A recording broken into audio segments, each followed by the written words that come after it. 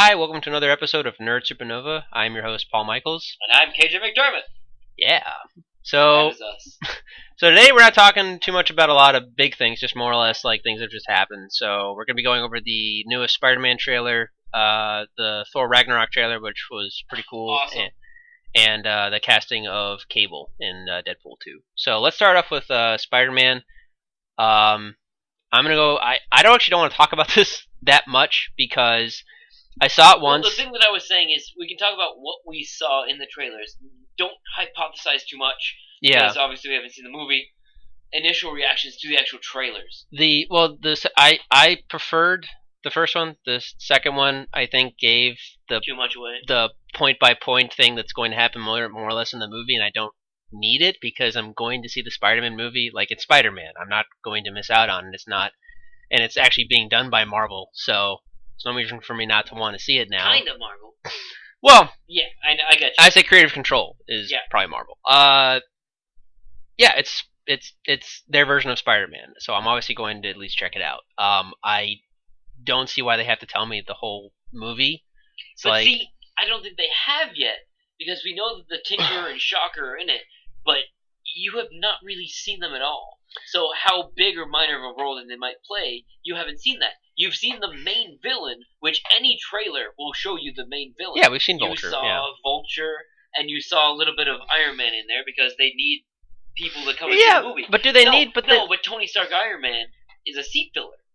Everybody, even at Iron Man 3 that was bad, people went and saw it. Yeah, I understand Robert that. Downey Jr. But is a seat filler, so they show him a little bit in the trailer. You don't know how But big or small. It could have only just been those scenes, but Iron Man is Iron Man. We don't need Iron Man to sell Spider-Man. You know what I'm saying? Like, non-comic book people do. but it's Spider-Man. He is the third most popular superhero behind Batman and Superman. The regular movie audience is also going is it's Spider-Man. I've seen this how many times? Yeah. Now it's a new one. Why should I see it? What's the difference? Oh, wait a second. Iron Man's in this one? Maybe I should see it.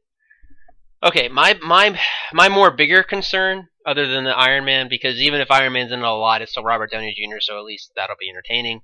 My bigger issue and what I want them to actually do well in the film is make good use of villains, which they have not had a great which they haven't had a great track record of, at least as far as the film universe. And who has better villains? That's the best way to put it too, because the best two villains that pop into my head are Kingpin and Purple Man. And they aren't. They are movie. the TV version. They're in that same universe supposedly, but they're not. Yeah, I mean, Red Skull's fine. Loki's cool, but like, you know, I still don't even see Loki as like a villain. Yeah, he's kind of like in the middle ground. Like a sidekick. Yeah, I don't know. We'll like a bad sidekick. We'll talk about Loki when we get to Thor, but yeah, who has the best Rose Gallery in all of Marvel? Spider-Man. I was saying this the other night at work. I was saying my reason I love Batman and Spider-Man so much is they have great villains. As a hero, if he doesn't have the best villains. Yeah. And Spider-Man and Batman have the best villains. I'm sorry, hands down, they do. I would agree with you. All of like comic bookdom, they do. Yeah. All of them are so. I would say that there's some heroes that have underrated rogue galleries that have now been kind of better utilized, like with more adaptations and whatnot. But but Spider-Man and Batman have. Think of it this way: bar if none. the Joker was Superman's arch villain, pretty sure every single caper would be done pretty fucking quick. Yeah. Okay. Anyway. Poison gas. I'm just gonna like laser beam you through it. I'm just gonna suck it up because it's not gonna kill me because I'm curved. I'm just saying. No. I agree with you. So yeah, I just want them to take advantage of the rogue gallery. Now, granted, it's Vulture who is a threat. And then you have like Shocker and Tinkerer is more a behind the scenes guy. I'm pretty sure they're going to be Shocker. Yeah, Shocker is Spider-Man's villain gallery basically is this. It's a combination of like the Flash villains and Batman villains, which basically means like bank robbers who have superpowers or superpowered weapons, and and then like the original Spider-Man comics. Yeah, we're bank robbers. Gangster trio that were like in like within the first like 10 issues. They were like, we're just gangsters. Well, every issue of 60 Spider-Man, like every other issue was setting up either a psychopath villain like Doc Ock or Green Goblin, or it was setting up a bank robber who was either like Electro or Sandman or something like that. So what I want is them to utilize it at least fun, move the plot along, don't have them be throwaway villains. Don't give me another Crossbones. No. Don't give me something like that. Actually have them come back later, but be a threat while they're in the movie. While we're talking of villains, Yeah. move on to Vulture. Because Vulture is obviously very prominent in the trailer. Yeah. He's obviously, it's Michael Keaton. They got him to play it for a reason, So I love Michael Keaton. He's a great actor. I can see him doing the villain role well. We've already seen scenes where he's threatening, and I hope it's not like just a thing for the trailer. Like, I hope they actually get to see him threaten Peter and his family. One thing that I did not like is the wings look enormous. The thing, I don't... It's like... I get it that they're trying to keep it like a realist, like a... Not, I take it with artistic license, though. In the same MCU universe, you've got Falcon, who has the same kind of jetpack, like flying wings, and then you have Vulture, who's look like albatross wings that are like enormous, with turbines and all this other stuff. And it's like, I get it, but still, like... No, I agree to some extent, but, you have to take artistic license for one. Two, from what I've heard on most of these things, like Shocker especially, and even more to a point with Vulture, is these are guys who have basically stolen, like, high tech, and they've made it, like, in their garage. So it's not going to be, like, maybe the most... sophisticated. Exactly. So, what I care more about... Does he look like the Vulture? It's a different form of the Vulture. It's not how I would have done it, but like the flight jacket with right. So it gives credence back to the callback and stuff. Like, but my main concern at this point is Vulture going to feel like an actual threat? Because one of the best things that the Raimi films did is, as goofy as Goblin was, or as sometimes even as nonchalant as Doc Ock was, they felt like real threats. I actually felt that Spider-Man and his friends would be in danger if these guys went off their hinges, basically. You can know that it's done very well there, because when they tried doing it in the next Spider-Man films, I felt no threat whatsoever with Jamie Foxx Electro, or whatever was supposed to be Green Goblin in those movies. It was my birthday. No, your birthday was like 2 days ago, dude. No one remembered me. Sweet 16. Retroviral. So, yeah, I want the villains to feel like an actual threat, and I'm not even just saying that for Spider-Man. Like, so none of the villains have felt Marvel really threatening. Has a bad track record with villains. Yeah. Hela looks fucking awesome. All right, do we want to go right into Thor? We're segueing into Thor. Yeah, I will say that Hela, I was very underwhelming. I mean, I love Cate Blanchett, but I was very underwhelmed. I was just like, Hela, cool, I guess. Another villain that will probably get thrown away in 5 seconds with Thor. But no, like, the trailer kind of made its point, and I was like, okay, she looks like a threat, and she does things like a threat, and she did more damage to Asgard than the Malekith guy did in the whole movie of the last one. So, so I'm interested, and then you have the whole look. The feel. I guess. Well, I can't say the feel because the trailer is very Guardians of the Galaxy retro, so I can't say the whole movie is that tone. Yeah. Obviously, I feel like it's going to be more lighthearted and comedic in parts. I'm fine as long as they have...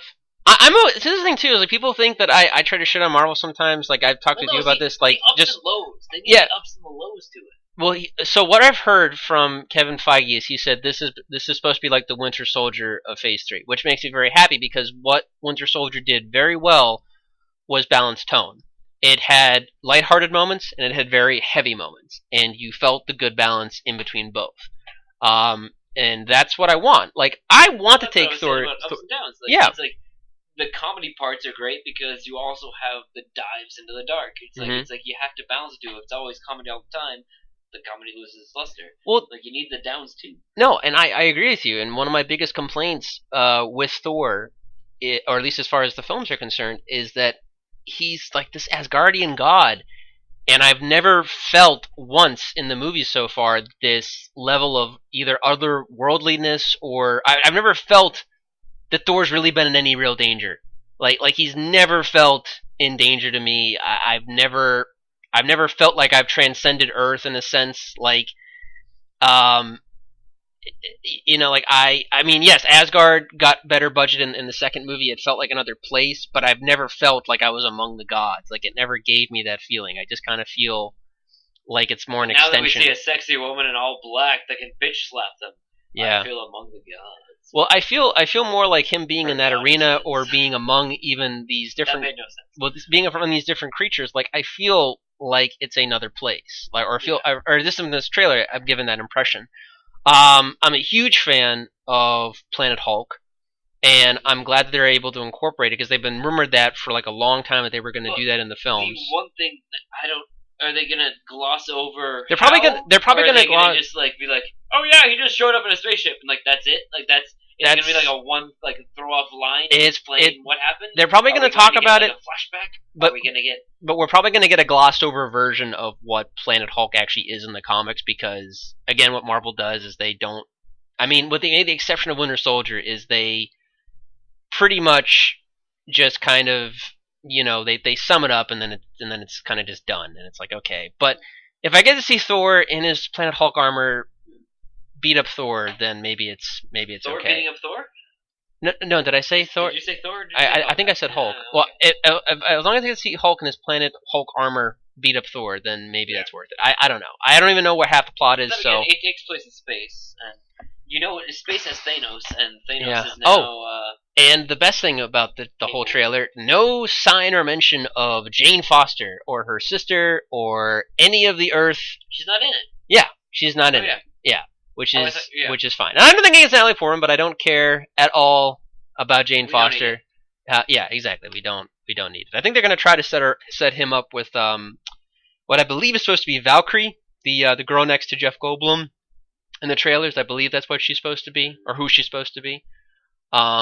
So interested to see where that goes, but hoping for good things. I like the trailer, and I hope to see more of that. So when Cable gets the Infinity Gauntlet, is he gonna like fight them all? Yes, you're assuming that the Infinity Gauntlet would even be in a Deadpool movie, let alone. Oh.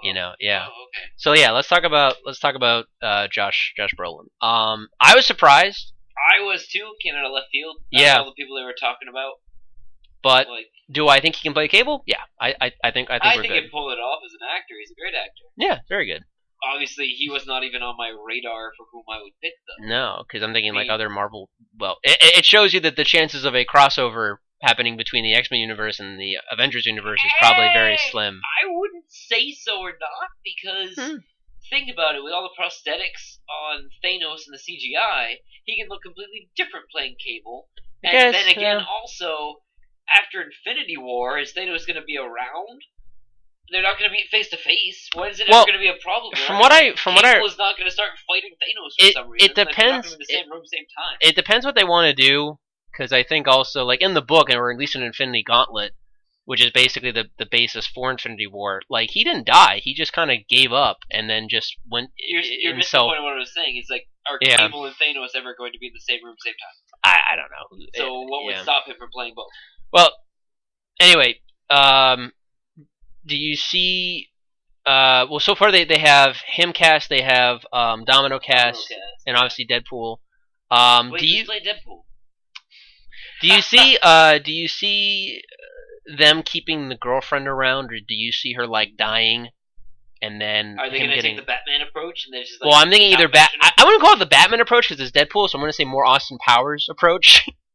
But do you think that she's just going to die in like the next movie? I don't think if she's there, she might be there, and if she isn't there, they're just going to like not even mention it. Probably. That's what I meant by Batman approach, because like in the Batman movies, there's like maybe one line of dialogue in each movie to reference the last girl, but that's it.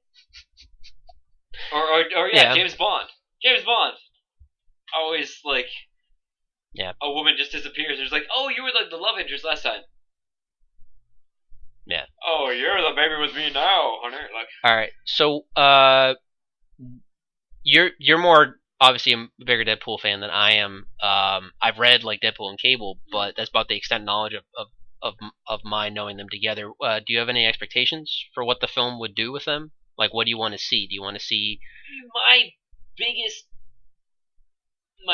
curiosity right now is how they're going to introduce Cable, because they apparently he signed up for a multi-deal. Well, he's doing this. He's doing like X-Force movie. And so that's what I'm saying. It's X-Force. It's how they build up to that. Because if they're trying to build up another team or franchise thing, how are they going to introduce him in a way that people will understand and relate to and like actually like attach themselves to. Because Cable is an interesting character. Well, doesn't he Especially also have because- a very complicated then origin again, as well? We don't have Ryan Reynolds made the joke in the Deadpool movie, like, oh, we're the X-Mansion, but like nobody else is here. And Cable being the son of like Scott and Jean. And, like, Well, actually, so alternate weird universe or whatever. yeah, so that's that right there. Weird timeline. I used to think for a while that he was the future son of Scott and Is he Jean. Summers? It isn't. It isn't. He's a son of Cyclops and the clone of Jean, like Madeline Pryor. Okay. I'm just saying, like I don't know All right. like what yeah, to do. But the point is still valid. Yeah. If they're not mentioning X-Men characters, except for the ones that they get the rights to introduce Cable. Well, they have the rights to all. They have the rights to all the characters for X-Men. They just they just choose when to bring in who and whatnot. It still doesn't answer the question, like how they're going to introduce them. I don't know. Like, that's Do you think they're going to go the route of like what they did like with? him travels back in time. Yeah, well, like what they did with like the X-Men And, like, animated Bishop. series. Yeah. Obviously, Bishop is not going to be there. Who knows, man? Bishop's already been talked. Is already shown in Days of Future Past. I don't see why not. I mean, throwaway character that they. Yeah, have him there. He's got cool powers. Have him Here's there. Easter egg, and now he dies. Literally have him there for 2 seconds with Forge, and then Cable goes back, and they're like, "Who are those guys?" I always liked Forge as a character. I thought I know he was cool. we talked about that when we watched the series, but yeah, I would say just do like a throwaway scene, have fun with it, and then have with Deadpool commentary. There's really nothing else that can't really be explained. True, they can get away with anything pretty much. Deadpool could literally do like what he does in the cartoons and like Oh literally my stop god! the film. A flip book. Like a flip book, like he drew it. Oh, I bet you're wondering who this guy is. And he just like does like a flip book, like a stick figure flip book, like the like. He could do that. Do you know where Francis is? Like that drawing, like Yeah, they could. Why are we writing this? No, okay. No, they're already writing, and they're in good hands. The guys who did Zombieland and Then Rick Deadpool and 1. Morty show up. No. That'd be too much. All right, so overall, I think that's it. Any closing thoughts? I'm excited for all three of these. Yeah, same. Everything that we talked about. I mean, I'm excited for a lot of other things. What I'm interested to see as far as Spider-Man is, I know they're going to take a lot probably from the Ultimate runs. I'm interested to see what they do with that. Well, Venom got his own solo movie, and that's apparently greenlit. And so did, what is it, Silver Fox and Black Cat? Is it Silver Sable? Silver Sable, that's what it is. Yeah, is that really happening though? That's I don't know. We talked about this before. I don't know if that's actually happening. Yeah. Apparently they got greenlit because they want to like make a Spider-Man extended universe. It like, didn't work the first time. Like, why would you? It's not even connected. But what's the point? Now it kind of is. And they're trying to piggyback off of Marvel's success. Like, be like, oh look, we can do like Venom. We can do like his own solo shit. It's like, all right. So what? You're gonna bring in like Ben Reilly to do like the solo movies while Peter Parker's in the MCU? You can. I don't want to talk about it. They can always just clone him. Oh wait. All right. Godspeed MCU and then bring back Uncle Ben. No, they've already done that in the comic, I think. Yeah, but he makes amazing rice. I'm gonna go. Okay. All right. Goodbye, everybody. Have a good one.